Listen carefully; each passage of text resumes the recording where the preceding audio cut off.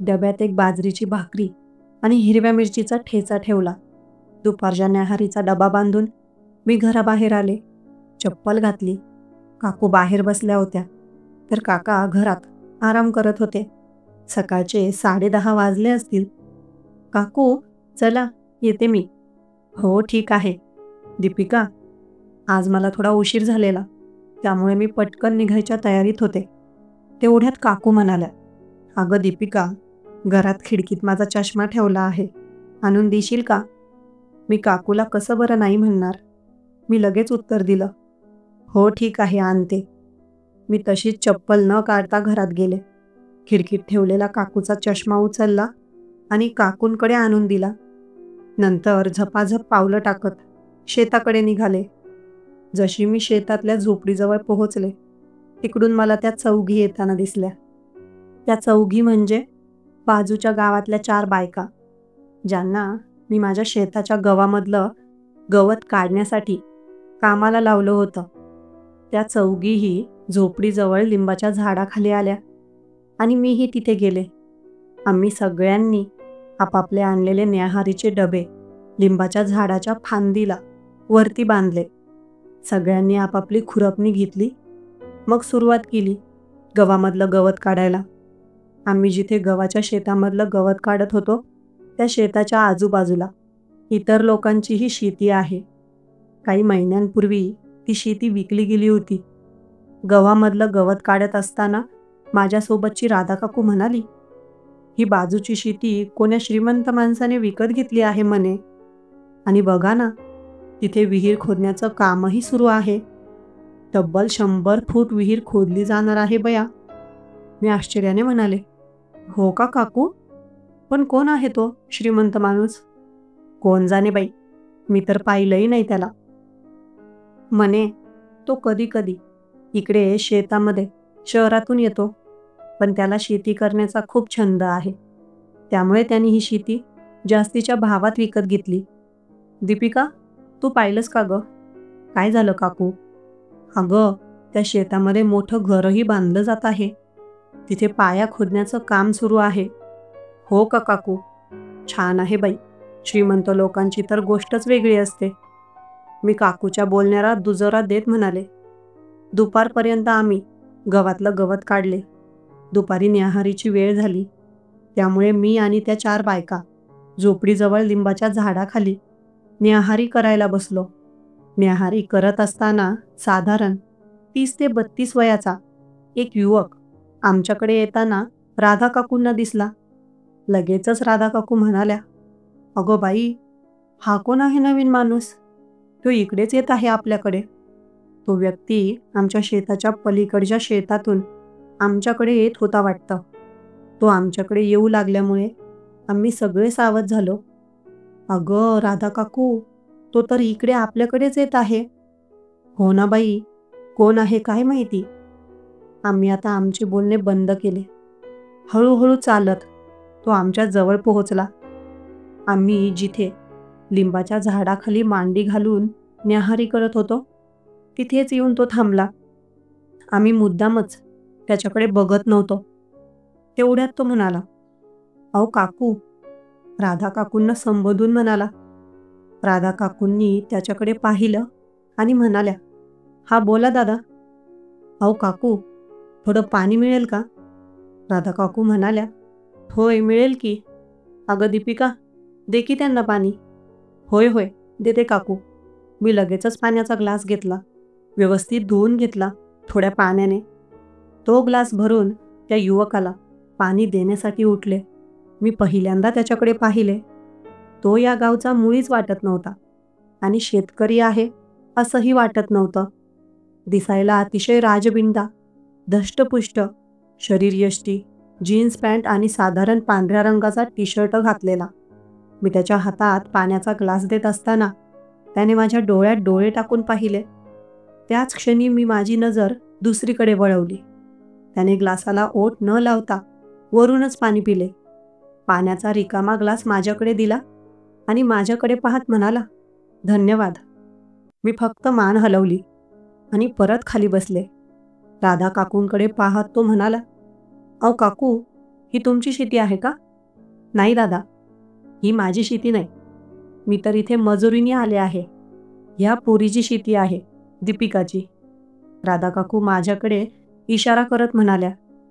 त्याने माझ्याकडे पाहिले. होय का? बरं. आपण कोण दादा? काकूंनी त्याला विचारलं. अहो, मी महेंद्र. पण आम्ही तुम्हाला ओळखलं नाही. होय, कसे ओळखाल? मी नवीनच आहे इथे. ही बाजूची जी शेती आहे ना, ती मीच विकत घेतली आहे. विहीर खोदण्याचं काम चालू आहे ना, या शेतीच्या पलीकडे, लवणाच्या किनारी. अच्छा, होय का? तुम्ही घेतली आहे का ती शेती? राधा काकू म्हणाल्या. बरं चला, मी जातो. पाण्याबद्दल धन्यवाद. एवढे बोलून तो निघून गेला. आता आमच्या लक्षात आले की शेजारची शेती कोणी घेतली आहे. राधा काकू म्हणाल्या, अगं दीपिका, हा बघ, हा युवक आहे तो, शेजारची शेती विकत घेणारा. तेवढ्यात दुसरी बाई, सुमन काकू म्हणाली, हो ना, खूप श्रीमंत दिसत आहे. शहरातून आला आहे वाटतं. सुमन काकूला होकार देत मी आणि सगळ्यांनी माना हलवल्या. आता आमचे जेवण संपले. आम्ही परत गव्हाच्या शेतामध्ये गवत काढायला गेलो. संध्याकाळी 5 वाजता सर्व बायकांची सुट्टी व्हायची. त्या बायका सुट्टी झाल्यानंतर निघून गेल्या आणि मीही आता घरी आले. घरी आल्यानंतर मी हातपाय धुतले आणि काका काकूंना चहा करून दिला. त्यानंतर स्वयंपाकाला लागले. स्वयंपाक झाल्यावर आम्ही तिघं सोबत जेवायला बसलो. मी माझ्या काका काकूंसोबतच राहते. दुसऱ्या दिवशी सकाळी लवकर उठून सगळं काही आवरलं आणि मग शेतात निघाले. आजही त्या 4 बायका आलेल्या होत्या. 2-4 दिवस गव्हातील गवत काढण्याचं काम चाललं. माझ्या शेताच्या बाजूला जी शेती त्या युवकाने विकत घेतली होती, त्या शेतीमध्येही आता वखरणी आणि शेती तयार करण्याचे काम सुरू झाले. काहीतरी फळबागा लावायच्या होत्या असं ऐकण्यात आलं. विहिरीचं कामही खूप जोरात सुरू होतं. एका दिवशी दुपारच्या वेळी मी शेतात काम करत होते. त्या दिवशी मी एकटीच होते, कारण आता गहू उभा आला होता. त्यामुळे शेतात फारसं काही काम नव्हतं. तरीही माझा रोजचा नित्यक्रम होता की काही काम नसतानाही शेतात यायचं. एका ठिकाणी शेताच्या कुंपणाला खिंड पडली होती. त्यामुळे तिथं मी काही काटे आणि झुडपं तोडून टाकत होते, जेणेकरून गुरं आत शेतामध्ये येऊ नयेत. माझं काम सुरू होतं. अचानक तो युवक, काय त्याचं नाव? हो, आठवलं, महेंद्र. तो माझ्याजवळ आला. मी एकटीच होते, त्यामुळे त्याला पाहून थोडी दचकले. तो जसजसा माझ्याजवळ आला, मी माझ्या ओढणीला व्यवस्थित खांद्यावर टाकलं. मी त्याच्याकडे पाहिलं नाही. जणू काही माझं त्याच्याकडे लक्षच नाही. तो माझ्याजवळ येऊन थांबला आणि बोलला, अहो, थोडं पाणी मिळेल का? मी त्याच्याकडे एक कटाक्ष टाकला आणि म्हणाले, ते बाजूला जे विहिरीचं खोदकाम चालू आहे, ती तुमचीच विहीर आहे का? आणि ती शेतीही तुमचीच आहे ना? होय होय, माझीच आहे. मग तिथे लोक काम करत आहेत, त्यांच्याजवळ पाणी असेल की? मी त्याला म्हणाले. तो थोडा गालातल्या गालात हसला आणि म्हणाला, हो, त्यांच्याजवळ पाणी आहे, पण ते लोक डब्यातलं पाणी पितात. तो डबा स्टीलचा आहे आणि ते पाणी गरम आहे. मला ते पाणी जात नाही आणि त्याने माझी तहानही भागत नाही. त्यामुळे मी तुमच्याकडे आलो, तुमच्याकडे थंड पाणी मिळेल म्हणून. तसं त्याचं बोलणं सार्थ होतं आणि पाण्याला कधीच कोणाला नाही म्हणू नये असं मी ऐकलं आहे. त्यामुळे मी म्हणाले, बरं ठीक आहे, चला तिकडे झोपडीकडे, देते मी तुम्हाला पाणी. तसं मलाही तहान लागली होती. मलाही पाणी प्यायचं होतं. त्यामुळे त्याच्यासोबत मी झोपडीकडे आले. झोपडीजवळ लिंबाच्या झाडाखाली एक छोटा माठ भरून ठेवलेला असायचा. तिथे गेल्यावर मी ग्लास घेतला, थोडंसं पाणी ओतलं ग्लासमध्ये, ग्लास धुतला आणि परत तो ग्लास माठातील थंड पाण्याने भरला आणि त्याच्याकडे दिला. त्याने ते ग्लासभर पाणी काही क्षणातच संपवलं. माझ्याकडे रिकामा ग्लास दिला. मी विचारलं, अजून देऊ का? त्याने फक्त मान हलवली होकारार्थी. मी परत पाण्याचा ग्लास भरून त्याला दिला. तो ग्लासही त्याने संपवला. मी परत विचारलं, अजून हवं का? नाही, आता बस, धन्यवाद. माझ्या शेतात एक झोपडी होती आणि झोपडीसमोर एक लिंबाचं झाड होतं. लिंबाच्या झाडाखाली एक छोटीशी खाट ठेवलेली असायची. शेतात असताना थोडा आराम करावासा वाटला किंवा निवांत बसावंसं वाटलं तर आम्ही त्या खाटेवर बसायचो. झोपडीच्या आजूबाजूला खूप हिरवळ होती. तो म्हणाला, अहो, तुमच्या शेतात आल्यावर खूपच सुखद आणि छान आरामदायक वाटतं. मला कळालं होतं की त्याला माझ्या शेताच्या आणि झोपडीच्या जवळचं वातावरण आवडलं असावं. तरी मी मुद्दाम विचारलं, का? बघा ना, किती छान आहे इथं. आजूबाजूला हिरवळ आहे, लिंबाचं झाडही खूप मोठं आहे, अगदी गार वाटतं. दुपारच्या वेळी या झाडाखाली आल्यावर थकवाच निघून जातो. मी त्याच्याकडे पाहिलं आणि म्हणाले, हो का? होय.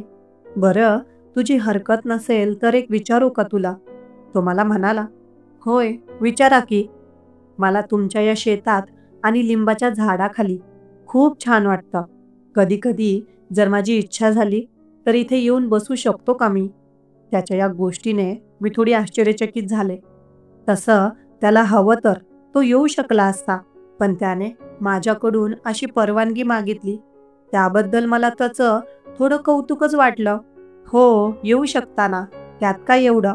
हो का? धन्यवाद तुमचे. बसा तुम्ही इथं आरामात. काही हरकत नाही. हे बघा, छोटीशी खाट आहे, तिच्यावर बसून आराम करू शकता. त्याने त्या खाटीकडे पाहिलं. बरं, ठीक आहे, बसतो. मला तिकडं काम आहे, मी चालले. एवढं बोलून मी आता शेताच्या कुंपणाकडे आले, जिथे मी काटे आणि झुडपं तोडून टाकत होते. परत तिथे येऊन माझ्या कामाला लागले. 5 वाजेपर्यंत मी ते काम केलं. आता घरी जायची वेळ झाली, त्यामुळे झोपडीजवळ आले. पण बघते तर काय, तो युवक तिथे खाटेवर मस्त आरामात झोपला होता. आता मात्र माझी पंचायत झाली. मला घरी निघायचं होतं आणि माझी जी ओढणी होती ती त्याने त्याच्या डोक्याखाली ठेवलेली होती. माझ्याकडे ओढणी होती, पण जुनी ओढणी, जी शेतातच असू द्यायची मी.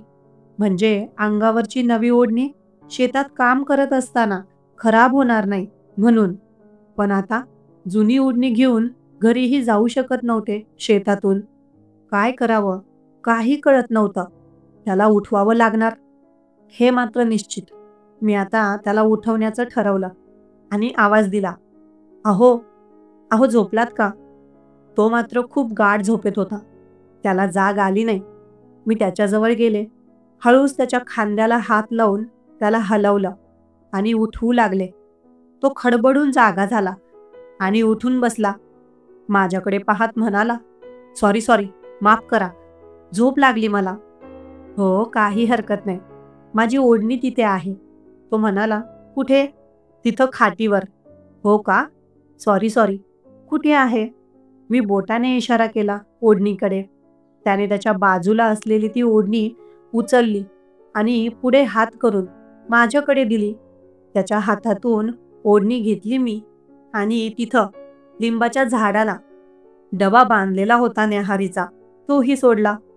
नंतर त्याच्याशी काही न बोलता तशीच घाईघाईने घरी निघाले. घरी गेल्यावर मी चहा केला आणि स्वयंपाकाला लागले. तेवढ्यात काकू म्हणाल्या, काय ग दीपिका, तुला काही सांगितलं होतं सकाळी, आणलं का तू? काय काकू? मी किचनमध्ये स्वयंपाक करत होते. ती माझ्याजवळ येऊन बोलू लागली, अगं, तुला हरभरा आणायला सांगितला होता हिरवा, आणला नाही वाटतं. अगं काकू, माझ्या लक्षातच नाही बघ, घाईघाईमध्ये. काकू माझ्याकडे खूप नाराज होऊन बघू लागल्या.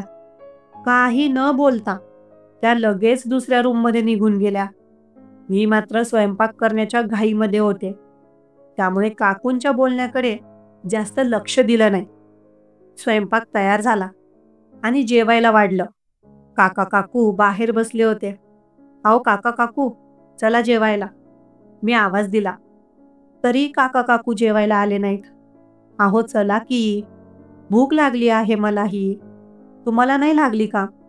मी विचारलं.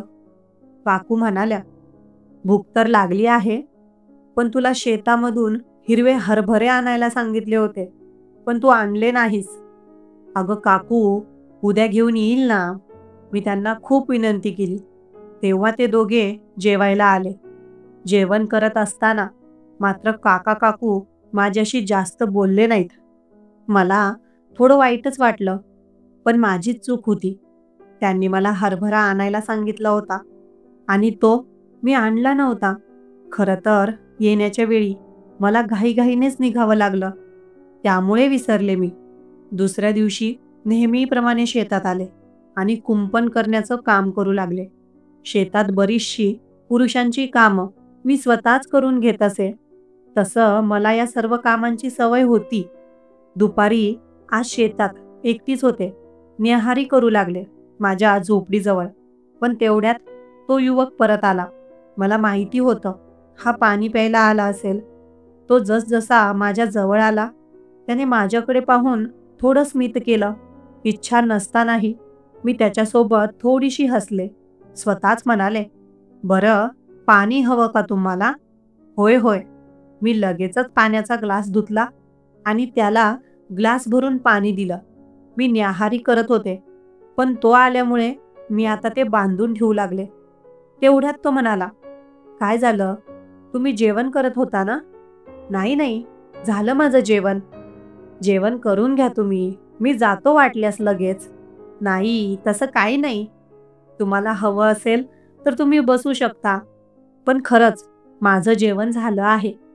मी त्याला खोटं सांगितलं. त्याने पाणी पिल्यानंतर तिथेच खाटेवर बसला.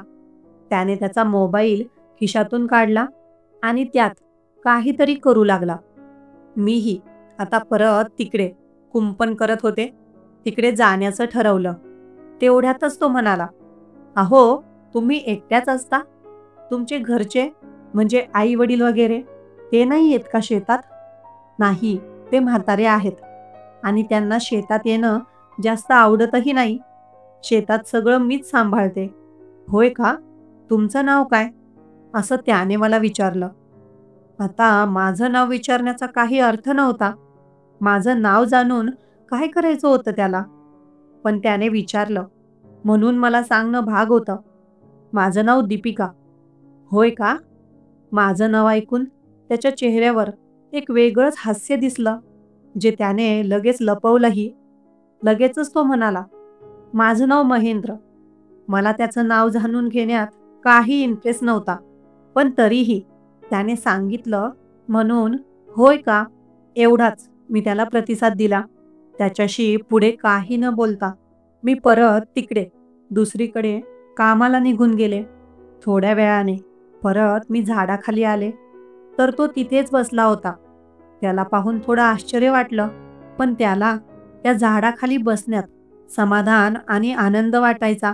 त्यामुळे तो तिथे बसतो हे मला कळलं. तिकडून आल्यानंतर थोडं पाणी पिलं. मला आता त्याच्याबद्दल जाणून घेण्याची उत्सुकता वाढली. तो तिथेच खाटेवर बसून त्याच्या मोबाईलमध्ये काहीतरी करत होता. "अहो, तुमचं नाव महेंद्रच ना?" "होय होय, महेंद्रच." "बरं, तुम्ही तर मला चांगले बिझनेसमॅन वाटता. तर मग तुम्ही असं अचानक शेतात का यायला लागलात? आणि शेती का विकत घेतली?" तो थोडासा अस्वस्थ झाला. "खरं तर मला शेती करायला खूप आवडतं. लहानपणापासून खूप इच्छा होती. त्यामुळे मी शेती विकत घेतली." तो म्हणाला, "आणि मग तुमची फॅमिली?" "माझी फॅमिली? माझ्या फॅमिलीमध्ये मी एकटाच असतो." तो म्हणाला, "एकटाच आहे? म्हणजे कळलं नाही मला." "हो, एकटाच आहे मी." "म्हणजे तुमची बायको, मुलं नाहीत?" "माझं लग्न झालं होतं, पण टिकू शकलं नाही." तो नाराज स्वरात म्हणाला, "होय का? आणि मग शहरांमध्ये तुमचा व्यवसाय आहे का स्वतःचा?" "नाही, नाही, व्यवसाय वगैरे नाही. मी क्रिकेटर आहे. क्रिकेट खेळतो.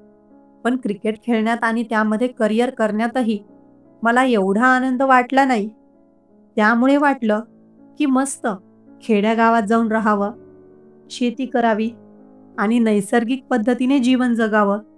"हो का? कळलं मला तुमचं म्हणणं. छान विचार आहेत तुमचे." "अगं दीपिका, मी तुमच्याच गावात राहतो, धानोरा गावमध्ये." तिथेच घर विकत घेतलं आहे मी. तुम्ही कोणत्या गल्लीत राहता दीपिका? मी इकडे सावरकर नगरमध्ये. अच्छा, होय. मी तिकडे राहतो, शिवाजी चौकात. अच्छा, बरंच लांब आहे. म्हणजे गावाच्या त्या पलीकडे, त्या टोकाला. होय, होय. आलं लक्षात. मला तर तुमचं थोडं वेगळंच वाटतं. म्हणजे कसं दीपिका? अहो, लोकं खेडेगावातून शहराकडे जातात. तुमचं मात्र उलट. तुम्ही शहरातून गावाकडे आलात. होय, खरं तर गावाचं जीवन सुखी आणि समाधानी आहे. मी दोन्ही ठिकाणांचा अनुभव घेतला, शहरात आणि गावात. मला तर गावातच छान वाटतं, तो म्हणाला. त्याच्यासोबत बोलण्यातून वाटत होतं की तो एकटा आहे. त्याच्या मनात काहीतरी दुःख आहे. कारण त्याने जेव्हा त्याच्या लग्नाबद्दल आणि त्याच्या बायकोबद्दल सांगितलं, त्याचा चेहरा काहीसा नाराज झाला आणि त्याने त्याबद्दल जास्त काही सांगितलं नाही. पुढे तो म्हणाला, "मलाही माझ्या शेतामध्ये अशी झोपडी बांधायची आहे आणि छान असे लिंबाचे, चिकूचे, आंब्याचे झाडंही लावायची आहेत." "हो, हो, लावा, लावा. छान कल्पना आहे तुमची." मग मी माझ्या कामाला निघून गेले. दुसऱ्या दिवशी दुपारी तो युवक पुन्हा माझ्या झोपडीजवळ पाणी प्यायला आला. आमच्यात थोडंफार बोलणं झालं. त्याच्या वागण्यातून तो खूप चांगला आणि सभ्य वाटला. दिसायला तर तो अतिशय देखणा, सिनेमातील हिरोसारखा राजबिंडा होता. कोणतीही मुलगी त्याला पाहून प्रेमात पडेल असा तो. खरं तर त्याला पाहिलं की माझ्याही मनात चलबिचल होत असे आणि अशातच तो माझ्याशी एवढ्या आपुलकीने बोलत असे. त्याच्याशी बोलताना असं वाटायचं जणू मी त्याला खूप वर्षांपासून ओळखते. त्याचं बोलणंही अगदी आदरयुक्त आणि आपुलकीचं असे. काही दिवस असेच पुढे जात राहिले. एकदा माझी एक चुलत मावशी माझ्यासाठी एक स्थळ घेऊन आली. रविवारचा दिवस होता आणि त्या रविवारी ते पाहुणे मला बघायला येणार होते. त्यामुळे त्या दिवशी मी शेतात गेले नाही. माझ्या शेजारी राहणाऱ्या एका मुलीने माझा मेकअप करण्यात मदत केली. माझी मावशी देखील आमच्या घरी आली होती. काका काकूही थोडे आनंदी होते.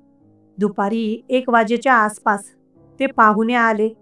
मुलगा, त्याचे आई-वडील आणि त्यांच्यासोबत त्या मुलाचा एक मित्र. त्यांच्या आगमनानंतर कांदा पोहेचा कार्यक्रम झाला. मुलगा दिसायला चांगला होता. काही तात्पुरती बोलणे झाली आणि मग ते त्यांच्या घरी निघून गेले. दुसऱ्याच दिवशी माझ्या मावशीचा फोन आला. मावशीने सांगितलं की मुलाला आणि त्याच्या आई-वडिलांना मी पसंत आहे. त्यामुळे त्यांनी आपला निर्णय कळवला आहे. तिने विचारलं, "काका काकूंचं काय म्हणणं आहे? दीपिका, सांग तू मला." मला अपेक्षा होती की काका काकू लगेच होकार देतील. पण जेव्हा मी काका काकूंना विचारलं, ते म्हणाले, "दीपिका, आम्हाला एका ठिकाणाहून खबर मिळाली आहे की तो मुलगा चांगला नाही, दारू पितो आणि त्याला बाहेरची काही वाईट व्यसनं देखील आहेत. त्यामुळे अशा मुलासोबत आम्ही तुझं लग्न करून देणार नाहीत." मला काका काकूंचा निर्णय अजिबात आवडला नाही. खरं तर माझं लग्नाचं वय झालं होतं. माझं वय आता 29 वर्ष आहे. एवढा वेळ होऊनही आतापर्यंत माझं लग्न रखडलं होतं. काका काकू अधूनमधून बोलायचे की दीपिकाचं लग्न करायचं आहे.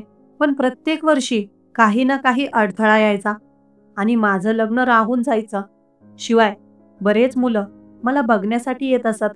पण काही मुलांना मी पसंत येत असे, पण ते मुलं काका काकूंना पसंत येत नसत. एके दिवशी मी नेहमीप्रमाणे शेतात गेले. आता गहू काढणीला आल्यामुळे गव्हाकडे लक्ष द्यावे लागत होते. शेतात आल्यानंतर झोपडीजवळ आले तर पाहते महेंद्र म्हणजे तो युवक आज एवढ्या सकाळी झाडाखाली येऊन बसला होता. त्याने माझ्याकडे पाहून थोडं स्मित केलं. मीही थोडं स्मित करून विचारलं, "काय झालं? सकाळी सकाळी आलात शेतात?" "होय," तो म्हणाला. "आणि मागचे काही दिवस कुठे गेला होतात? काही दिसले नाही तुम्ही." "हो, मी थोडं गावी गेलो होतो. शहरात काही काम बाकी होतं, ते करायचं होतं." "होय का? झालं का मग काम?" "होय, झालं की." "अगं दीपिका." "होय, बोला की." मी शहरात गेलो होतो, तर एका ज्वेलरीच्या दुकानात माझं काही काम होतं. पण तिथे गेल्यानंतर मला तुझी आठवण आली. तेव्हा अचानक माझ्या लक्षात आलं, की तुझ्यासाठी काहीतरी घेऊन यावं. अगं बाई, मी एवढंच बोलले. काय झालं? काही नाही. पुढे तो म्हणाला, मला वाटलं, की तुझ्यासाठी तिथून काहीतरी आणावं. तर हे बघ, मी एक वस्तू आणली आहे तुझ्यासाठी. त्याने त्याच्या खिशात हात घातला आणि खिशातून एक डबी बाहेर काढली. ती उघडली आणि माझ्यासमोर पुढे केली. मी त्याकडे पाहिलं, तर त्या डबीत कानातले झुमके होते. ते पाहून मला थोडं आश्चर्यच वाटलं. अहो, हे काय आहे? हे कानातले झुमके आहेत. तुझ्यासाठी आणले. पण का? असंच मला वाटलं आणावं. माझी इच्छा झाली म्हणून. मी पाहिलं, की तुझ्या कानात काही सोन्याची वस्तू नाही किंवा दुसरं काहीच नाही. त्यामुळे असंच वाटलं, घेऊन आलो. काय झालं? आवडलं नाही का तुला? अहो, तसं नाही. पण मी तुम्हाला नीट ओळखतही नाही आणि तुम्ही माझ्यासाठी असं अचानक कानातले झुमके घेऊन आलात? माफ करा, पण मी हे घेऊ शकत नाही. हे ऐकल्यानंतर त्याचा चेहरा थोडा नाराज झाला. कदाचित त्याला वाटलं असेल, की मी ते पाहून खूप खुश होईल आणि लगेच घेईन. खरं तर ते कानातले झुमके पहिल्याच नजरेत मला खूप आवडले होते. पण कोणाकडून सोन्याची वस्तू घेणं योग्य नाही आणि त्याने माझ्यासाठी अशी भेट का आणली, हेही विचार करण्यासारखं होतं. मी दिसायला सुंदर होते आणि गावात फारशी जात नसे, कारण गावातील काही मुलं मला त्रास देत. त्यामुळे मी शेतातच राहायची. शेतात मला शांतता आणि आनंद मिळायचा. काका काकूंचीही इच्छा होती, की मी रोज शेतात जाऊन सगळी कामं सांभाळावीत. तो म्हणाला, अगं दीपिका, प्लीज घे ना, मी तुझ्यासाठी आणले आहेत खास. तो म्हणाला, मला कळत नव्हतं त्याच्याकडून ते झुमके घ्यावेत की नाही. बरं जाऊ दे, माझ्याकडे ठेवतो. जेव्हा तुला वाटेल तेव्हा घे. मी एका मित्राच्या नात्याने आणले, पण काही हरकत नाही. तुझी इच्छा, तुझ्या इच्छेचा आदर आहे मला. बरं दीपिका, मला तिकडे काम आहे. आज विहिरीबद्दल त्या लोकांशी बोलायचं आहे. त्यामुळेच मी सकाळी आलो. असं म्हणत तो त्याच्या शेताकडे निघून गेला. मी त्याच्या पाठमोऱ्या आकृतीकडे पाहत राहिले. खरं तर तो दिसायला अतिशय देखणा, अगदी माझ्या स्वप्नातल्या हिरोसारखा होता. पण अचानक कोणाशी जवळीक करणं माझ्या मनाला पटत नव्हतं. त्यामुळेच मी त्याच्याकडून ते झुमके घ्यायला नकार दिला. पुढचे काही दिवस असेच निघून गेले. आता तो माझ्या शेताकडे येत नसे. खरं तर मी त्याची वाट बघायचे, की तो कधी माझ्या शेताकडे लिंबाच्या झाडाखाली पाणी प्यायला येईल. पण तो आलाच नाही. मला स्वतःवर राग येऊ लागला आणि पश्चातापही होऊ लागला, की त्याने एवढ्या आपुलकीने, प्रेमाने माझ्यासाठी ते कानातले झुमके आणले, पण मी ते घ्यायला नकार दिला. त्यामुळेच त्याला वाईट वाटलं असावं आणि तो आला नाही. पण माझंही काही चुकीचं नव्हतं. तो देखील त्याच्या ठिकाणी योग्य होता. पण त्याला असं जाणीव झाली असेल का, की मी त्याचा तिरस्कार करते? पण माझ्या मनात त्याच्याबद्दल तिरस्कारपूर्ण भावना नव्हत्या. फक्त एक अनोळखी असल्यामुळे मी त्याच्यासोबत बोलण्यात आणि वागण्यात सावधगिरी बाळगत होते. एवढंच, बाकी काही नाही. आता गहू काढून झाला. जवळजवळ ह्या गोष्टीला 2 महिने झाले. मे महिना आल्यामुळे शेतात काहीच नव्हतं. त्यामुळे मीही शेतात येत नव्हते. कधीतरी आठवड्यातून फक्त 1-2दा शेतात यायचे.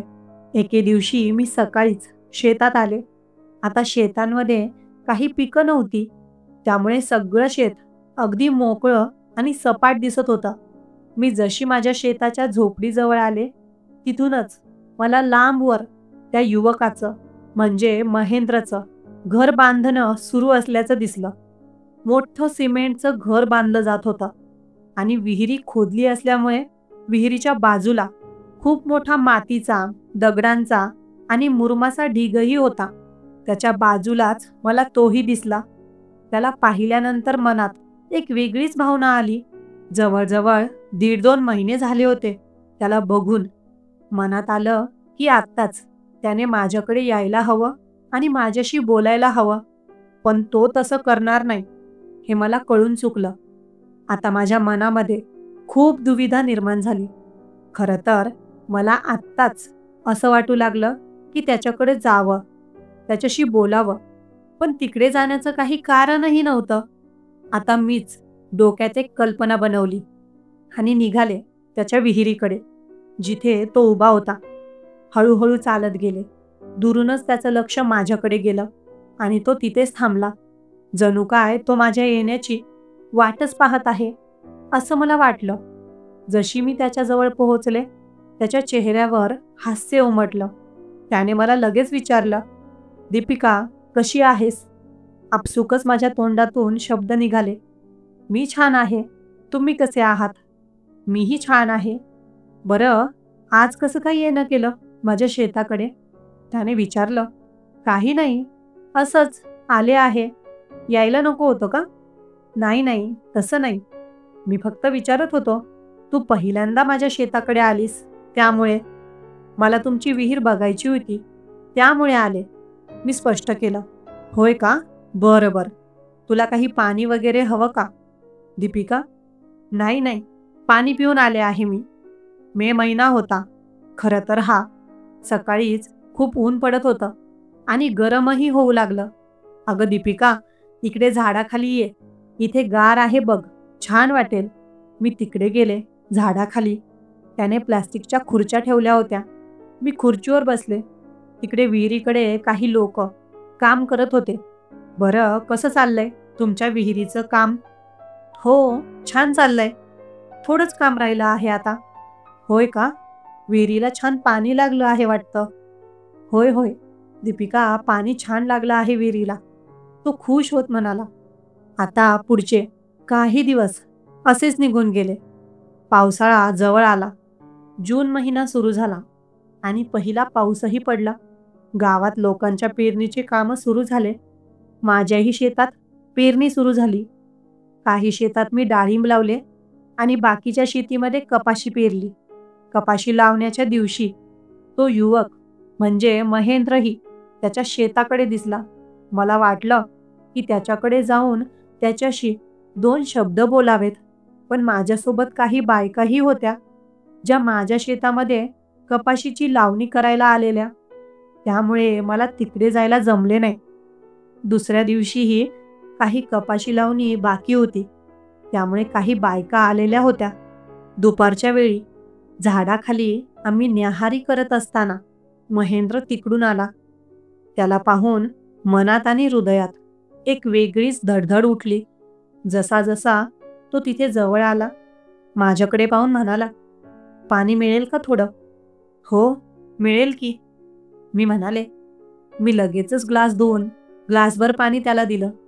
पाणी देत असताना त्याने माझ्याकडे निरखून पाहिलं. ग्लासभर पाणी त्याने लगेचच पिलं आणि रिकामा ग्लास माझ्याकडे दिला. ग्लास देत असताना त्याने एकदा माझ्या चेहऱ्याकडे पाहिलं, डोळे उंचावत मान हलवली आणि थोडासा हसला. त्याच्या हसण्याचा आणि इशारा करण्याचा अर्थ असा होता की छान आहे. हळूच तो म्हणाला, "हो, छान दिसत आहेत." मला कळलं नाही की तो नेमकं कशाबद्दल बोलतोय. पाणी पिऊन तो लगेच निघून गेला. आता मी विचार करू लागले की त्याच्या बोलण्याचा अर्थ काय होता. तेव्हा कुठे माझ्या लक्षात आलं की तो त्या कानातल्या झुमक्यांबद्दल बोलत होता. मी कानातल्या झुमक्यांना एकदा हात लावला. अरे हो, त्याने मला झुमके दिले होते. मी ते घातलेही, पण त्याने आज ते पहिल्यांदा पाहिले. तो त्याबद्दलच बोलत होता. झुमके छान आहेत, छान दिसत आहेत, असं त्याला म्हणायचं होतं. आता मला ते कळालं. त्याने माझ्या सौंदर्याचं असं कौतुक केल्यामुळे मला थोडा आनंदही झाला आणि मनातल्या मनात शरमले देखील. माझ्या आजूबाजूला बायका होत्या. एक बाई माझ्याकडे पाहून म्हणाली, "काय गं दीपिका, काय झालं हसायला? अशी एकटी एकटी हसतेस? आम्हालाही सांग की काय आहे." "नाही हो काकू, काही नाही, असंच." असं बोलून मी त्यांना टाळून दिलं. आता कपाशी थोडी मोठी झाली. सगळं वातावरण अगदी सुंदर दिसू लागलं. पावसाळ्याचे दिवस, सगळीकडे पाऊस पडल्यामुळे आजूबाजूला झाडं, झुडपं, गवत सगळं काही हिरवंगार झालं. कपाशीच्या शेतामध्ये गवत काढण्याचं काम, फवारणी करण्याचं काम सुरू झालं. माझ्याही शेतामध्ये कपाशीचं गवत काढणं सुरू होतं, पण कामासाठी बायका मिळाल्या नाहीत. त्यामुळे काम राहिलं होतं गवत काढण्याचं. एके दिवशी मी शेतात एकटीच होते. शेताच्या बांधाजवळ गवत काढण्याचं काम करत होते. मला तिकडून महेंद्र येताना दिसला. कालच पाऊस पडला होता, त्यामुळे शेतात सर्वत्र चिखल झालेला. महेंद्र म्हणजे तो युवक बांध धरून चालून येत होता. चिखल असल्यामुळे सांभाळत सांभाळत माझ्याकडे आला तो. माझ्याजवळ येऊन म्हणाला, "मग दीपिका, कशी आहेस?" "मी छान आहे. तुम्ही कसे आहात?" "मी छान आहे." तेव्हा त्याने एकदा माझ्याकडे टक लावून पाहिलं. मला थोडं अस्वस्थ वाटलं आणि लगेचच मी दुसरीकडे नजर फिरवली. तेवढ्यात तो म्हणाला, "दीपिका, छान दिसत आहेत." "काय झालं? काय छान दिसत आहेत?" "ते कानातले झुमके." "हो का?" असं बोलून मी लाजले. खरं तर मला खूप लाज वाटली. मी शरमेनं मान खाली केली. "मग काय, शेतात कपाशी पेरली वाटतं." "होय होय. तुम्ही काय पेरलं?" "मी?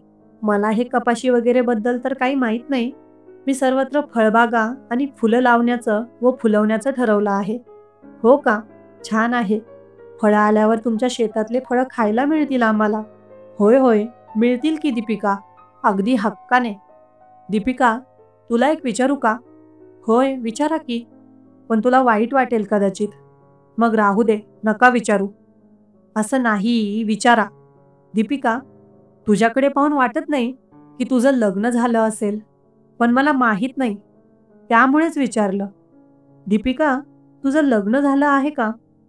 त्याने असं अचानक मला माझ्या लग्नाबद्दल विचारलं. मी थोडी गोंधळले. "काय झालं? काही चुकीचं विचारलं का मी?" "नाही, नाही. अहो, माझं लग्न नाही झालं अजून." त्यालाही हे ऐकून थोडं आश्चर्य वाटलं, पण तो पुढे काही बोलला नाही. "बरं चला, मला थोडं काम आहे." "हो, ठीक आहे. मी पण जातो." पण काही वेळातच अचानक पाऊस सुरू झाल्यामुळे मी पूर्णपणे ओली झाले. पाऊस खूप मुसळधार होता. झोपडीत येऊन झोपडीच्या पत्र्याच्या दाराजवळ थांबले आणि बाहेर दूरवर पाहू लागले. खूप जोराचा मुसळधार पाऊस सुरू झाला होता. समोर जेव्हा मी व्यवस्थित पाहिले, तेव्हा माझ्या झोपडीकडे कोणीतरी येताना दिसले. पावसाच्या त्या टपोऱ्या थेंबांमध्ये धुसरशी आकृती दिसत होती. स्त्री आहे की पुरुष हे ओळखता येत नव्हते. हळूहळू जशी ती व्यक्ती माझ्या झोपडीकडे येऊ लागली, तिचा आकार आणि रंग स्पष्ट होऊ लागला. अरे बापरे, हे तर महेंद्र आहेत. आता मला थोडं आश्चर्य वाटलं. ते माझ्या झोपडीकडे धावत येत होते. पाऊस खूप मुसळधार होता, त्यामुळे काही वेळातच ते माझ्या झोपडीसमोर येऊन थांबले. मी त्यांची परिस्थिती समजून त्यांना म्हणाले, "अहो, या ना आतमध्ये." मी झोपडीत आत सरकले आणि त्यांना आतमध्ये बोलावले. तो पूर्णपणे चिंब झाला होता. त्याची आणि माझी परिस्थिती सारखीच होती. तो झोपडीत येऊन थांबला. त्याच्या अंगावरून पाणी निथळत होतं. डोक्यावर, केसांमध्ये जमा झालेलं पाणी त्यांनी हाताने दाबून काढलं आणि मग माझ्याकडे पाहून म्हणाले, "थँक दीपिका, झोपडीत येऊ दिल्याबद्दल." मी फक्त मान हलवली. "अरे दीपिका, हे काय? तू पण ओली झाली आहेस." "हो ना, मी तिकडे काम करत होते आणि अचानकच असा मुसळधार पाऊस सुरू झाला. माझ्याजवळ छत्रीही नव्हती. मी झोपडीपर्यंत धावत येते, तोवरच ओली झाले. मलाही अपेक्षा नव्हती की अचानक असा मुसळधार पाऊस सुरू होईल." असंच होतं कधी-कधी. आम्ही तिथेच झोपडीत उभे होतो. "अहो, तुम्हाला बसायचं का? हे बघा, खाट आहे झोपडीत. तिच्यावर बसा." त्याने एकदा तिकडे पाहिलं. "नको नको, मी ओला आहे आणि माझे कपडेही पूर्ण ओले आहेत. तिकडे खाटेवर बसलो तर ती ओली होईल. काय फरक पडतो? ओली झाली तर झाली." "बरं ठीक आहे." तो उभाच राहिला. "मला काही प्रॉब्लेम नाही. बरं, जशी तुमची इच्छा. मग तो त्याच्या शेताकडे निघून गेला. एके दिवशी मी सकाळी शेतात गेले होते. पण दुपारच्या 12 वाजेच्या दरम्यान अचानक पाऊस सुरू झाला आणि मी धावत झोपडीकडे आले. अचानक पाऊस सुरू झाल्यामुळे मी पूर्णपणे ओली झाले.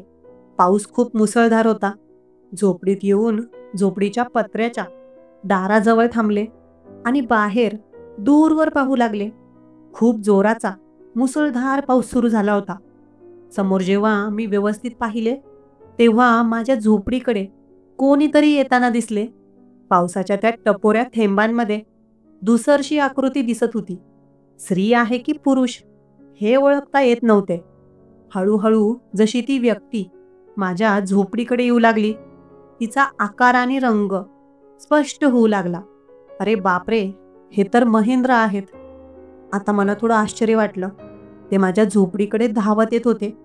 पाऊस खूप मुसळधार होता, त्यामुळे काही वेळातच ते माझ्या झोपडीसमोर येऊन थांबले. मी त्यांच्या परिस्थिती समजून त्यांना म्हणाले, "अहो, या ना आतमध्ये." मी झोपडीत आत सरकले. मीच त्यांना आतमध्ये बोलावलं. तो पूर्णपणे चिंब झाला होता. त्याची आणि माझी परिस्थिती सारखीच होती. तो झोपडीत येऊन थांबला. त्याच्या अंगावरून पाणी निथळत होतं. डोक्यावर, केसांमध्ये जमा झालेलं पाणी त्यांनी हाताने दाबून काढलं आणि मग माझ्याकडे पाहून म्हणाले, "थँक्यू दीपिका, झोपडीत येऊ दिल्याबद्दल." मी फक्त मान हलवली. "अरे दीपिका, हे काय? तू पण ओली झाली आहेस?" "हो ना, मी इकडे काम करत होते आणि अचानकच असा मुसळधार पाऊस सुरू झाला. माझ्याजवळ छत्रीही नव्हती. मी झोपडीपर्यंत धावत येते तोवरच ओली झाले. मलाही अपेक्षा नव्हती की अचानक असा मुसळधार पाऊस सुरू होईल." असंच होतं कधी कधी. आम्ही तिथेच झोपडीत उभे होतो. "अहो, तुम्हाला बसायचं का? हे बघा, खाट आहे झोपडीत, तिच्यावर बसा." त्याने एकदा तिकडे पाहिलं. "नको नको, मी ओला आहे आणि माझे कपडेही पूर्ण ओले आहेत. तिकडे खाटेवर बसलो तर ती ओली होईल." "अहो बसा, काय फरक पडतो? ओली झाली तर झाली. मला काही प्रॉब्लेम नाही. थँक्यू, पण मी ठीक आहे." असं बोलून तो उभाच राहिला.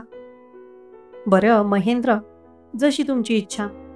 त्याने त्याच्या खिशात हात घातला आणि तोंडातून शब्द निघाले, "ओ नो, शिट." "काय झालं?" "अगं दीपिका, मोबाईल ओला झाला माझा." त्याने खिशातून मोबाईल काढला. कोणत्या कंपनीचा होता मोबाईल मला माहीत नाही. मोबाईलबद्दल मला जास्त माहिती नाही. पण मोबाईलकडे पाहून खूप महागडा दिसत होता तो. मला वाटलं मोबाईल खराब होईल पाण्यामुळे. पण कंपनीची तशी गॅरंटी आहे. वॉटरप्रूफ मोबाईल आहे. पण बघू आता काय होतं. त्याने मोबाईल तिथे खाटेवर ठेवला. खाटेवर एक कपडा पडलेला होता. त्याने पुसून टाकला आणि तिथे ठेवला. "चालेल ना दीपिका, मोबाईल इथे खाटेवर ठेवला तर?" "होय होय, चालेल, काही हरकत नाही." आता आम्ही पावसाने ओले झालो होतो. त्यामुळे अंग थरथरायला लागलं. थंडी वाजायला लागली. पण पाऊस जोरदार होता. कमी होण्याचं नाव घेत नव्हता. आजूबाजूला पाणी साचायला लागलं. शेतामध्येही पाणी साचू लागलं. झोपडीचं दार थोडं छोटं होतं. मी झोपडीच्या दारापाशी उभी होते आणि तो काही अंतरावर माझ्या मागे. आम्ही दोघं झोपडीच्या बाहेरचं बघत होतो. असं अचानक तो माझ्या झोपडीत आला होता. मला थोडी भीती वाटत होती त्याच्यापासून. पण तसा तो चांगला आहे. माझ्यासोबत काही चुकीचं करणार नाही असंही मला वाटायचं. पण कितीही झालं तरी तो एक पुरुष. पुरुषाचा कधी काही नेम नाही याबद्दल मी चांगलीच अनुभवी होते. आतापर्यंत पाऊस तर जोरदार सुरू होता, पण ढगांचा गडगडाट आणि विजा वगैरे नव्हत्या. त्यामुळे मला एवढी भीती वाटत नव्हती. मला पावसात मजा येते, ओलं व्हायलाही आवडतं. पण ढगांचा गडगडाट झाला आणि विजा चमकल्या ना की मला भीती वाटते. माहिती नाही का वाटते, पण लहानपणापासूनच माझ्या मनात ती भीती दडलेली आहे. आता नेमकं तसंच झालं. पाऊस सुरू असताना अचानक जोराचा विजेचा कडकडाट झाला आणि ढगांचाही गडगडाट झाला. मी एवढी घाबरले की त्या क्षणी मी मागे सरकले आणि माझ्या मागे उभा असलेला तो युवक महेंद्र, मी त्याला मिठी मारली. हे सगळं खूप अचानक आणि क्षणात झालं. त्यानेही वेळेचं भान राखलं. काय झालं दीपिका? मी काहीच बोलले नाही, कारण खूप घाबरले होते. जेव्हा पावसाची येण्याची शक्यता असायची त्या दिवशी मी घरीच असायचे, कारण पाऊस तर मला खूप आवडायचा. पण ढगांचा गडगडाट आणि विजेचा कडकडाट त्यापासून मला खरंच भीती वाटते. मी त्याला घट्ट बिलगले होते. अगं दीपिका, घाबरू नकोस, मी आहे ना. काय झालं पण सांगशील का? अहो, मला विजेची भीती वाटते. वीज कडडल्यामुळे मी घाबरले. आता मी त्याच्यापासून वेगळी होऊ लागले. त्याने त्याचा हात माझ्या पाठीवर ठेवला होता. ठीक आहे ना दीपिका? होय, मी ठीक आहे. त्याला आता त्याचा हात बाजूला केला आणि मी त्याच्यापासून वेगळी झाले. त्याच्यापासून बाजूला झाल्यावर मी माझ्या खांद्यावर असलेली ओढणी व्यवस्थित केली. मी पूर्ण ओली झाले होते. ओढणी देखील पूर्ण चिंब होती. पूर्ण ड्रेस माझ्या अंगाला चिपकला होता. मी मुद्दामच त्याच्यापासून थोडंसं लांब उभी राहिले. पण काही असो, त्या मुसळधार पावसात तो माझ्याजवळ होता. झोपडीत मला त्याचा सहारा वाटत होता. भीती कमी वाटत होती. दीपिका, आता ठीक आहेस ना? होय, मी ठीक आहे. काय झालं होतं दीपिका? अहो सांगितलं ना, विजांच्या आवाजामुळे मी घाबरले. बरं, ठीक आहे, काही हरकत नाही. पण दीपिका, घाबरू नकोस, काही भिवू नकोस. काही होत नाही. लांब पडतात त्या विजा, फक्त आवाज येतो आपल्यापर्यंत. आम्ही तिथेच उभे राहिलो. आता पाऊस थोडासा कमी झाला होता. मी म्हणाले, चला मी जाते घरी. अगं थांब दीपिका, थोडा पाऊस कमी होऊ दे. अजून आभाळ खूप भरून आलं आहे. अजूनही पाऊस सुरू होण्याची शक्यता आहे. मी सांगतो तुला, माझं ऐक. बरं ठीक आहे, थोडी थांबते. पाऊस कमी झाला की मग जाईन घरी, असं मी मनाशी ठरवलं. कारण तसं त्याच्यासोबत थांबण्यातही मला थोडंसं अस्वस्थ वाटत होतं. पाऊस कमी होत होता, पण अचानकच अजून मुसळधार आणि जोराचा पाऊस सुरू झाला. पावसालाही आता सुरू व्हायचं होतं. मनातल्या मनात पावसाला कोसू लागले मी. आणि काही मिनिटांतच खूप जोराने विजेचा कडकडाट झाला. एवढं आभाळ भरून आलं होतं की सर्वत्र अंधार झाला.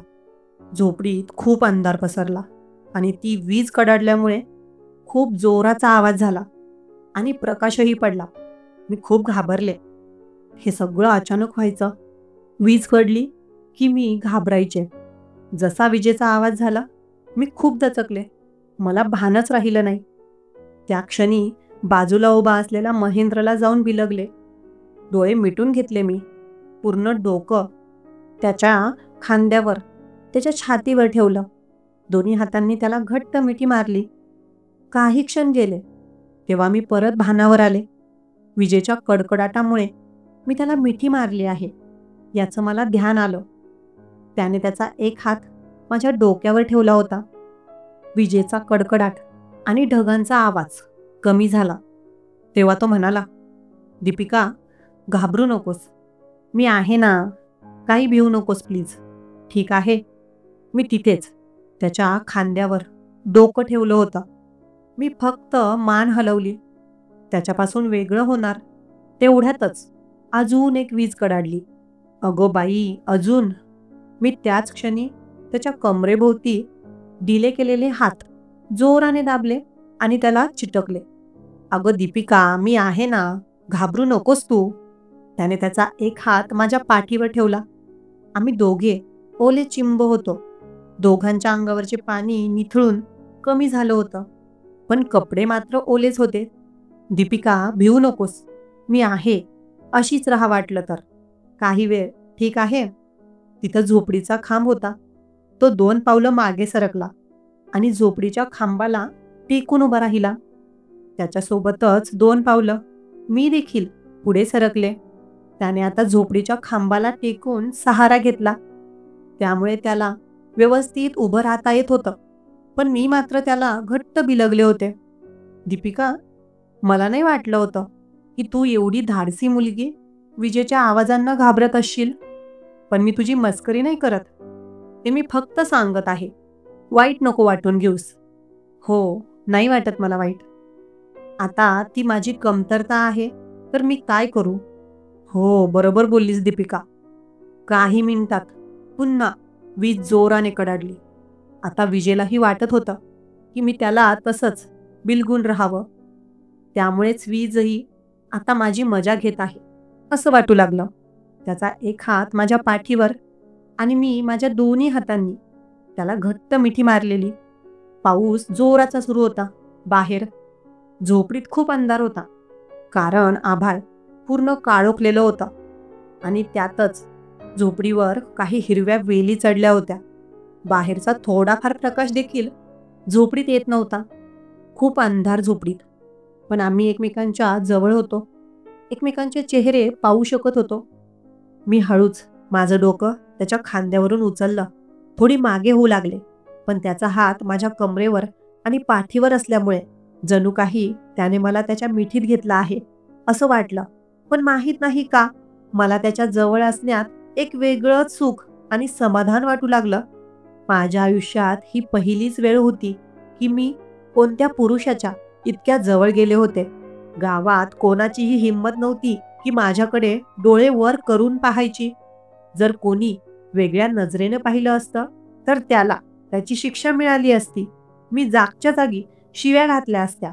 पण आज परिस्थिती थोडी वेगळी होती. मी स्वतःहून महेंद्रला मिठी मारली होती. आता माझ्या शरीरात अचानक वेगळे बदल होऊ लागले. थंडीची तीव्रता काहीशी कमी झाली, पण ओठांवर एक वेगळाच कोरडेपणा जाणवू लागला. माझ्या श्वासांची गतीही वाढू लागली. मला जाणवलं की त्याचे श्वासही वाढले आहेत. श्वास घेताना त्याची छाती खूप खालीवर होत होती.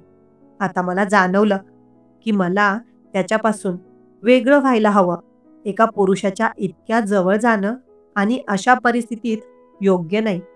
मी मनाशी ठरवलं की कितीही विजा पडल्या तरी आता घाबरणार नाही आणि धीट होऊन जागच्या जागी उभी राहील. मी त्याच्यापासून वेगळी होऊ लागले. त्यानेही त्याचा हात बाजूला केला, पण जशी मी त्याच्यापासून वेगळी होणार त्याच क्षणी जोराने वीज कडाडली. मी खूप हिंमत एकवटून ठेवली होती की आता काहीही झालं तरी त्याच्याजवळ जाणार नाही. पण मी त्याच्यापासून काही इंचच लांब झाले तेवढ्यातच वीज कडाडली आणि न कळतच माझ्या हातांनी परत त्याच्या कमरेला विळखा घातला. जणू काही त्या विजा पडण्याचं रिमोट त्याच्या हातात होतं. त्याला हवं तेव्हा तो वीज पाडत आहे असं मला वाटलं. तो म्हणाला, "अगं दीपिका, मी आहे ना, भिवू नकोस तू." त्याने माझ्या डोक्यावरून केसांवरून हात फिरवत सांगितलं. त्याचा हात आता माझ्या पाठीवर आला. मला जाणवलं की त्याने देखील त्याचा चेहरा अगदी माझ्या खांद्याजवळ आणला आहे.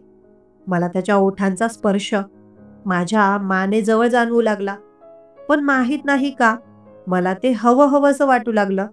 त्याच्या ओठांमधून निघणारे गरम श्वास मला माझ्या मानेजवळ जाणवू लागले. त्या थंडगार वातावरणात त्याच्या ओठांमधून निघणारे ते गरम श्वास मला एक वेगळंच विलक्षण आकर्षण त्याच्याबद्दल निर्माण होऊ लागलं. माझी छाती खूप आता खालीवर होत होती. अंगात एक वेगळीच तरतरी येऊ लागली. जणू काही मला थंडी वाजतच नाहीये असं वाटत होतं. माझ्या ओठांवर कोरडेपणा जाणवू लागला. त्याने त्याचे हात माझ्या पाठीवर घट्ट करत त्याचा चेहरा माझ्या चेहऱ्याजवळ आणला. माझे डोळे बंद होते. हळूच तो बोलला, "दीपिका, ठीक आहेस ना तू?" "होय, मी ठीक आहे." एवढंच बोलले मी. त्याने त्याचा हात माझ्या गालावरून फिरवला. त्याच्या हाताच्या बोटांचा स्पर्श माझ्या गालाला लागला आणि माझ्या अंगावर शहारे आले. माझ्या चेहऱ्यावर येणारी केसांची लट त्याने त्याच्या हाताने बाजूला केली. माझा चेहरा हातात घेत दुसरा हात माझ्या कमरेभोवती घट्ट करत तो माझ्याकडे पाहू लागला. माझे डोळे बंद होते. "दीपिका, काय झालं? डोळे का बंद केलेस?" "काही नाही, मला भीती वाटली म्हणून." त्या क्षणी मी माझे डोळे उघडले. त्याचा चेहरा अगदी माझ्या चेहऱ्याजवळ होता. त्याचे ओठ माझ्या ओठांजवळ आले होते. माझ्या ओठांमध्ये थरथर जाणवू लागली. म्हणजे ओठ थरथरत होते. पुढच्या क्षणी त्याने त्याचे ओठ माझ्या ओठांजवळ आणले आणि माझ्या ओठांवर टेकवले. मी काही बोलणार तोवरच त्याने मला चुंबन घ्यायला सुरुवात केली. अगदी माझे ओठ पिऊ लागला तो. जणू काही मी त्याची प्रेयसी आणि तो माझा प्रियकर असे एकमेकांच्या भेटीत शिरलो आम्ही. माझ्या मनात कुठेतरी वाटत होतं की दीपिका थांब, पण माझ्या शरीराने माझं ऐकलं नाही. त्याने मला चुंबन घेऊन हळूच त्याचे ओठ बाजूला केले. माझ्या डोळ्यांमध्ये पाहिलं. मीही त्याच्याकडे पाहिलं. त्याच्या डोळ्यांमध्ये माझ्याबद्दल असणारं प्रेम मला जाणवत होतं. आता परत त्याने मला घट्ट मिठी मारली. दोन्ही हातांनी उचललं आणि शेजारी जी खाट पडलेली होती तिच्यावर मला बसवलं. तोही माझ्या जवळ बसला आणि परत एकदा त्याने मला त्याच्या मिठीच्या विळख्यात घेतलं. आता तो माझ्या मानेवर चुंबनांचा वर्षाव करू लागला. माझ्या शरीराचा पूर्ण ताबा त्याच्या हातात होता आणि त्याचे प्रत्येक स्पर्श मला हवाहवासे वाटत होते. माझ्या मनातील सर्व दुविधा नाहीशा झाल्या होत्या. फक्त स्वतःला त्याच्या स्वाधीन करण्याचीच इच्छा होती आणि तसंच झालं. मी स्वतःला त्याच्या हवाली केले. बाहेर जोरदार पाऊस कोसळत होता आणि आत आम्हा दोघांच्या प्रेमाचा पाऊस सुरू झाला होता. आम्ही एकमेकांमध्ये इतके गुंतलो होतो की कधी आमचे कपडे काढले गेले आणि कधी मी त्याला माझ्यात सामावून घेतलं याचे भानच राहिले नाही. किती काळ लोटला हे कळलं नाही. पण जेव्हा भानावर आले तेव्हा बाहेर पावसाचा आवाज कमी झालेला होता. स्वतःकडे पाहिलं तर कपडे जागेवर नव्हते. आजूबाजूला पडलेले कपडे उचलून त्याच्याकडे पाठ करून घालू लागले. त्याच्याकडे पाहिले तर तो खाटेवर बसून स्वतःचे कपडे व्यवस्थित करत होता. मगाशी जे काही घडले ते जणू काही खूप काळापूर्वीचे वाटत होते. बाहेर संध्याकाळ झाली होती. पाऊस कमी झाला होता. सूर्यप्रकाश नव्हता, पण उजेड मात्र होता. संध्याकाळ झाल्याचं जाणवलं. किती वेळ आम्ही एकमेकांसोबत होतो हे निश्चित सांगता येत नव्हते. पण आता भानावर आल्यावर कपडे व्यवस्थित केले आणि स्वतःचीच लाज वाटू लागली. त्याच्याकडे पाहण्याची हिंमत नव्हती. त्यानेही कपडे व्यवस्थित केले आणि आम्ही दोघे झोपडीच्या बाहेर आलो. आजूबाजूला तुडुंब पाणी साचलेलं होतं. सगळ्या छोट्या मोठ्या खड्ड्यांमध्ये पाणी भरलेले होते आणि इकडे तिकडे पाणी वाहत होते. झोपडीच्या बाहेर माझ्या चपला काढलेल्या होत्या. त्या घालून घरी निघण्याची वेळ झाल्याचं जाणवलं. एकदा महेंद्रकडे पाहिलं. त्यानेही माझ्याकडे पाहून विचारलं, दीपिका घरी जातेस का? मी उत्तर दिलं, होय, वेळ झाला आहे, मला घरी जावं लागेल. तो म्हणाला, ठीक आहे, सांभाळून जा. मीही आता माझ्या शेताकडे जाऊन तिथून घरी निघतो. मला खूप लाज वाटत होती. लाजत लाजत मी म्हणाले, हो ठीक आहे. एवढं बोलून मी घरी निघाले. पण घरी आल्यानंतर मला स्वतःबद्दल खूप वाईट वाटत होतं. कधीच मी कोणत्याही परपुरुषाला जवळ येऊ दिलं नव्हतं. तशी कोणाची हिंमतही नव्हती. पण आज अचानक मी निसटले. स्वतःवर नियंत्रण ठेवू शकले नाही. तसं त्याने माझ्यावर काही बळजबरी केली नव्हती. जे काही झालं ते परिस्थितीमुळे घडून आलं. पण जर मी स्वतःवर ताबा ठेवला असता, स्वतःला नियंत्रणात ठेवलं असतं, तर हे सर्व काही घडण्यापासून थांबवू शकले असते. पण दुसरीकडे विचार येऊ लागला. महेंद्र एवढा रुबाबदार, राजबिंडा, देखणा मुलगा. खरं तर तो मला आवडायचा. पण मला तो आवडून काय फायदा? माझ्याबद्दल त्याच्या मनामध्ये काय भावना आहेत? माझ्याबद्दल त्याच्या मनात काय आहे ते देखील महत्वाचं. फक्त माझ्याकडूनच एकतर्फी प्रेम असून फायदा नाही. तो एवढा श्रीमंत, कोणत्याही गोष्टीची कमी नाही त्याच्याकडे. माझ्यासारख्या गरीब मुलीबद्दल त्याला कसलं प्रेम जाणवणार? शहरातले मुलं कसे असतात? कितीतरी मुली त्यांच्या आयुष्यात येतात, शरीर सुख घेतात. श्रीमंत मुलं फक्त मुलींसोबत खेळतात आणि लगेच विसरतात. महेंद्र देखील तसाच असेल का? माझ्यासोबत तोही असाच असेल का? की माझ्याबद्दल त्याच्या मनामध्ये काही आकर्षण, भावना, प्रेम असं काही असू शकतं. पण या गोष्टींची, या प्रश्नांची उत्तरं फक्त तोच देऊ शकतो. ती संध्याकाळ आणि ती रात्र हे सर्व विचार करण्यातच गेली. दुसऱ्या दिवशी पाऊस ओसरला. वातावरणही मोकळं होतं. नेहमीप्रमाणे उठून काका काकूंना जेवण बनवून दिलं. नाश्ता, पाणी, चहा सगळं झालं आणि मी स्वतःचा न्याहारीचा डबा बांधून शेतात निघाले. आज शेतात थोडा उशीरच झाला. तसं काही काम नव्हतं, पण खरं तर फक्त महेंद्रला बघण्यासाठी आणि तो शेतात येतो का हे जाणून घेण्यासाठी मी आले. दुपारपर्यंत शेतात इकडे तिकडे फिरत राहिले. महेंद्रच्या शेताकडे जावं का असं वाटत होतं, पण का जाऊ याचं कारण नव्हतं. त्यामुळे माझ्या शेतातच दुपारपर्यंत कसा तरी दिवस पार घालवला आणि दुपारी तेच झालं ज्याची मला अपेक्षा होती. महेंद्र माझ्या शेताकडे येताना दिसला. त्याला पाहून मनातल्या मनात एवढा आनंद झाला, माझा आनंद गगनात मावेना.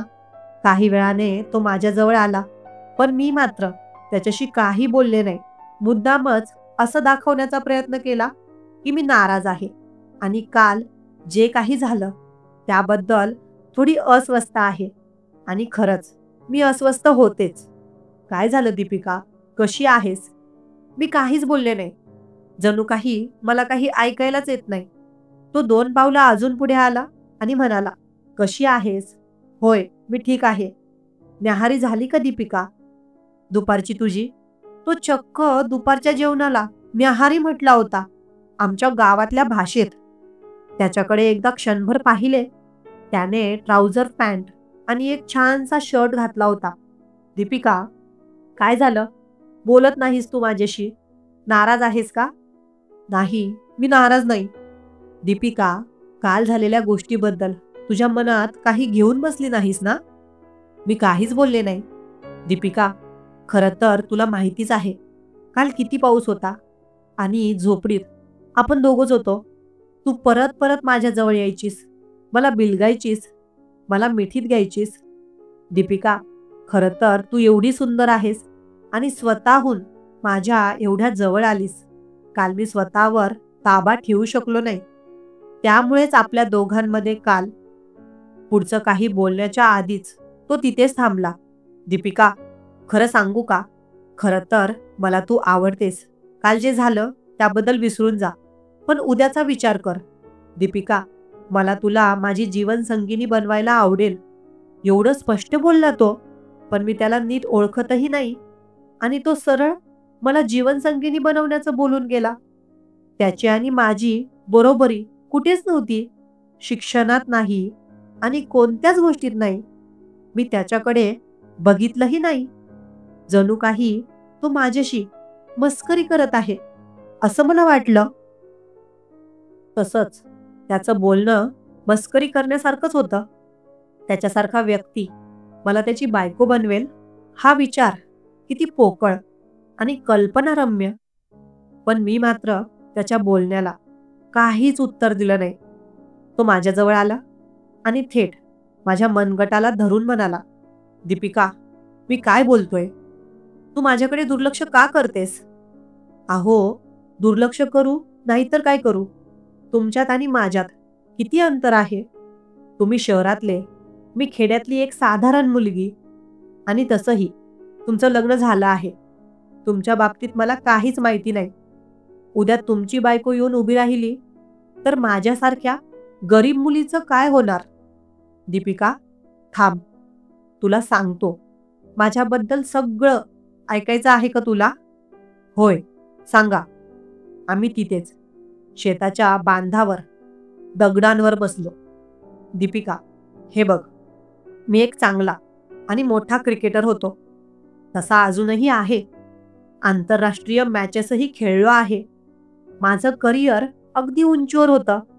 तेव्हाच एक विदेशी मुलगी माझ्या जीवनात आली. तिने स्वतःहूनच मला प्रपोज केलं होतं. तिचं आणि माझं बोलणं एका हॉटेलमध्ये सुरू झालं. ती माझी खूप मोठी फॅन होती. या बहाण्याने ती माझ्या जवळ आली. ती दिसायला सुंदर होती. त्यामुळे मी देखील बघता क्षणी तिच्या प्रेमात पडलो. बघता बघता आमची एकमेकांशी चांगली मैत्री झाली. मी जिथेही, ज्या शहरात क्रिकेट खेळायला जायचो, ती तिथे उपस्थित असायची.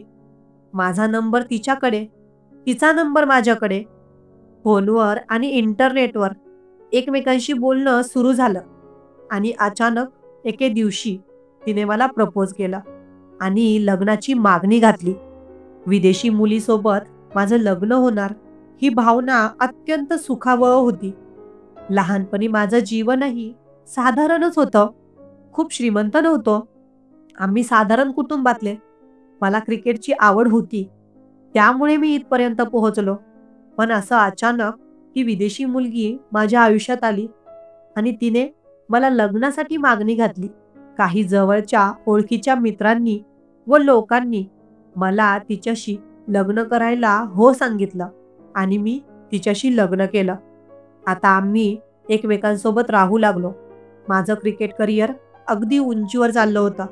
मी खूप चांगल्या खेळ्या खेळायचो. पण काही दिवसांनी, काही महिन्यांनी हळूहळू माझं प्रदर्शन खालावत गेलं. क्रिकेटमध्ये जशी अपेक्षा होती तसा मी आता खेळत नव्हतो. प्रत्येक वेळी अपयश येऊ लागलं. माझ्या टीमनेही मला खेळातून बाहेर काढलं. खराब प्रदर्शनामुळे मला आता संधी मिळेनाशी झाली. हे सर्व होत असतानाच माझी बायको, ती विदेशी मुलगी, आता एका दुसऱ्या मुलाच्या प्रेमात पडली. त्याच्यासोबत डेटवर जाऊ लागली, फिरू लागली. त्या मुलासोबत तिचे शारीरिक संबंधही तयार झाले. ही गोष्ट मला कळली. मी तिला बोललो, पण आता ती मला म्हणाली की आमच्या देशांमध्ये हे सर्व चालतं. मी तुझ्याशी लग्न केलं आहे. तुझीच बायको म्हणजे तुझी वाईफ राहील.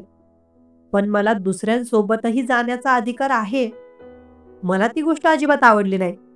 मी तिला बजावलं की तू माझी बायको आहेस आणि तू असं करू शकत नाहीस. तेव्हा ती म्हणाली, हे बघ, तू आता एक चांगला क्रिकेटर राहिला नाहीस. त्यामुळे मला तुझ्याबद्दल प्रेमही नाही तेवढं आणि इंटरेस्टही कमी झाला आहे. मला वाटलं नव्हतं तुझ्यासोबत लग्न केल्यानंतर तू लगेच टीममधून बाहेर काढला जाशील. मॅचेसमध्ये माझं प्रदर्शन खराब झाल्यामुळे तिने मला सोडलं. सोडलं म्हणजे काय, तलाक झाला आमचा. मी खूप खचलो होतो. कशातच मन लागत नव्हतं. माझं क्रिकेटचे कोच मला सांगायचे, अरे महेंद्र, प्रत्येक क्रिकेटरच्या आयुष्यात असे चढ उतार येत असतात. तू एक चांगला खेळाडू आहेस. प्रॅक्टिस कर, मेहनत कर. तू परत चांगला क्रिकेट खेळशील, मोठे मोठे प्रदर्शनं करशील, ही मला खात्री आहे. पण आता क्रिकेटमधून माझं मन उडालं. क्रिकेटमधून तर काय, जीवनातूनच माझं मन उडालं. क्रिकेट खेळण्यात अजिबात रस उरला नाही. शेवटी ते सगळं सोडून मी आता सामान्य जीवन जगण्याचं ठरवलं. त्या दरम्यान माझ्या आईवडिलांनीही खूप धक्का घेतला. त्यांच्यावरही खूप दुःख आलं आणि त्या दरम्यानच माझे आईवडीलही मला सोडून गेले. मी एकटाच कुठे जाऊ, काय करू, काही कळत नव्हतं. पण शेवटी निर्णय घेतला की खेड्यात जाऊन राहायचं, साधारण जीवन जगायचं, शेती करायची. शेतीत मला लहानपणापासूनच इंटरेस्ट आहे. म्हणूनच मी या गावी शेती घेतली आणि या गावी स्थायिक होण्याचं ठरवलं. दीपिका, तर हे आहे माझ्या जीवनातलं सत्य. पण खरं सांगू का, तुला ज्या क्षणी मी तुला पहिल्यांदा पाहिलं त्या नजरेतच मी तुझ्या प्रेमात पडलो होतो. मी गावातून तुझ्याबद्दल बरीच काही माहिती काढली. मला जशी अपेक्षा होती तू अगदी तशीच मुलगी निघालीस. सभ्य, संस्कारी आणि आपल्या कामाशी काम ठेवणारी. दीपिका, मला तू खूप आवडतेस. तुला माझ्या जीवनाची साथीदार बनवायला मला खूप आवडेल. तुझ्या मनात माझ्याबद्दल काय आहे तू मला सांगू शकतेस. तसंही तू नाही म्हणलीस तरी काही हरकत नाही. पण मी तुला आयुष्यात खूप खुश ठेवेन, खुश ठेवण्याचा प्रयत्न करेन, हे मात्र निश्चित आहे. महेंद्रच्या या बोलण्यावर मी म्हणाले, होय, खरं तर मलाही तुम्ही पसंत आहात. पण हा निर्णय मी एकटी घेऊ शकत नाही. माझे काका काकू माझ्या आईवडिलांच्या स्थानावर आहेत. मला आधी त्यांची परवानगी घ्यावी लागेल आणि मी त्यांच्या निर्णयाच्या बाहेर नाही. त्यांनी जर होकार दिला तरच मी तयार होईल, नाही तर नाही. ठीक आहे दीपिका, मी उद्या तुझ्या घरी येतो सकाळीच. चालेल का? होय, ठीक आहे, चालेल. त्याच्या डोळ्यात माझ्याबद्दल अपार प्रेम मला जाणवत होतं. खरं तर मलाही तो खूप आवडू लागला होता आणि त्याने समोरूनच मला त्याची जीवनसंगिनी बनवण्याची इच्छा व्यक्त केली. याचा मला अतिशय आनंद झाला. पण मी माझ्या भावना दाबून ठेवून शांत राहिले. थोड्या वेळाने महेंद्र माझ्याशी थोडं बोलून त्याच्या शेताकडे निघून गेला. संध्याकाळी मी घरी आले, पण काका काकूंना काही सांगितलं नाही. दुसऱ्या दिवशी सकाळी महेंद्र माझ्या घरी आला. मी त्याची ओळख काका काकूंशी करून दिली. हे आपल्या शेजारच्या शेतीचे मालक आहेत. शहरातून आलेले क्रिकेटर आहेत. त्यांना शेती करायची आहे, त्यामुळे त्यांनी शेती विकत घेतली आणि आता शेती करण्याचा निर्णय घेतला आहे. पुढचं आमच्या दोघांबद्दल महेंद्रनेच काका काकूंना सांगितलं आणि त्याने ग्वाही दिली. मी दीपिकाला खूप सुखात आणि आनंदात ठेवीन. तिला कोणत्याच गोष्टीची कमी पडू देणार नाही. माझे काका म्हणाले, महेंद्र, आम्हाला एकच गोष्ट सांग. दीपिकाशी लग्न केल्यानंतर तू कुठे राहशील? स्थायिक कुठे होणार आहेस? अहो, मी तर याच गावात राहणार. म्हणजे आमची दीपिका लग्नानंतरही याच गावात राहील? महेंद्र म्हणाला. माझी काकू म्हणाली, म्हणजे दीपिकाचं सासरही धानोरा गावच राहणार? होय काकू, म्हणजेच सासूबाई. महेंद्र हसून म्हणाला. हे ऐकून माझ्या काका काकूंच्या चेहऱ्यावर हसू फुललं. पण त्या क्षणी काकूचा चेहरा अचानक गंभीर झाला. दीपिका, मग तू लग्नानंतर आम्हाला सोडून वेगळी राहशील का? काकू, मी तुम्हाला कशाला सोडू? तुम्ही माझ्यासोबतच राहाल. माझ्या आईबाबांच्या जागी आहात तुम्ही. आणि मी तुम्हाला माझ्यापासून कधीच वेगळं करणार नाही. मी हे गाव सोडून तर जाणारच नाही. हे ऐकून माझ्या काका काकूच्या डोळ्यात आनंदाश्रू तरळले. महेंद्रही खूप आनंदी झाला. संपूर्ण गावात ही बातमी पसरली की शहरातून आलेला क्रिकेटर महेंद्र दीपिकाशी लग्न करणार आहे. अनेकांनी आनंद व्यक्त केला, तर काहींनी निरर्थक चर्चा सुरू केल्या. काही लोक असे असतातच जे दुसऱ्यांचं चांगलं झाल्यावर जळतात. पण आम्ही त्याकडे दुर्लक्ष करून लग्नाच्या तयारीत व्यस्त झालो आणि शेवटी आमचं लग्न थाटामाटात पार पडलं. महेंद्र व मी सुखाने संसार करू लागलो. महेंद्रने मला अपेक्षेपेक्षा अधिक प्रेम दिलं. कोणत्याच गोष्टीची कमतरता भासू दिली नाही. लग्नानंतर माझं शेतात जाणंही बंद झालं. आता मी एक राणीप्रमाणे त्याच्या सोबत राहू लागले.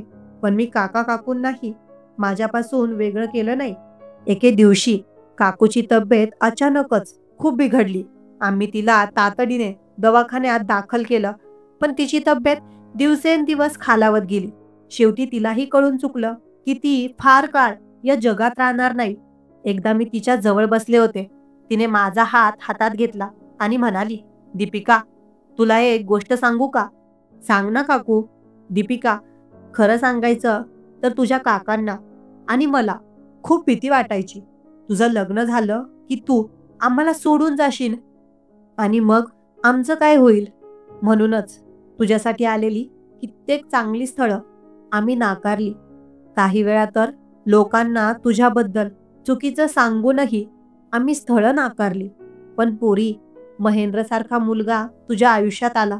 त्याने तुला खूप प्रेम दिलं आणि तूही आम्हाला कधीच परक केलं नाहीस.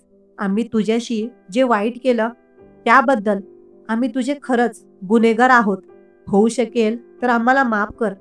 काकूंच्या या शब्दांनी माझ्या डोळ्यात अश्रू तरळले. खरं तर काका काकूंनी माझ्यासोबत खूप चुकीचं केलं होतं, पण मी ते सगळं काही विसरून म्हणाले, जाऊ द्या काकू, प्रत्येक मनुष्य हा थोडा स्वार्थी असतोच. तुम्ही तुमच्या भल्यासाठी आणि स्वार्थापोटी हे केलं. तुमच्याकडून ज्या काही चुका झाल्या त्या तुम्हीही विसरा आणि मीही विसरते. काकू परत जड आवाजाने अगदी मनापासून बोलली, दीपिका, पोरी, कृपया करून आम्हाला माफ करून दे. करशील ना माफ? मी तिला मिठी मारली आणि म्हणाले, काकू, असं काही बोलू नका. तुम्ही माझ्यासाठी आई वडिलांसारखेच आहात. जे झालं ते विसरा. मी महेंद्रकडे बघून बोलले, काकू, मी तुम्हाला वचन देते की मी आणि माझा नवरा महेंद्र आम्ही नेहमी तुमच्या सोबतच आहोत आणि भविष्यातही असू.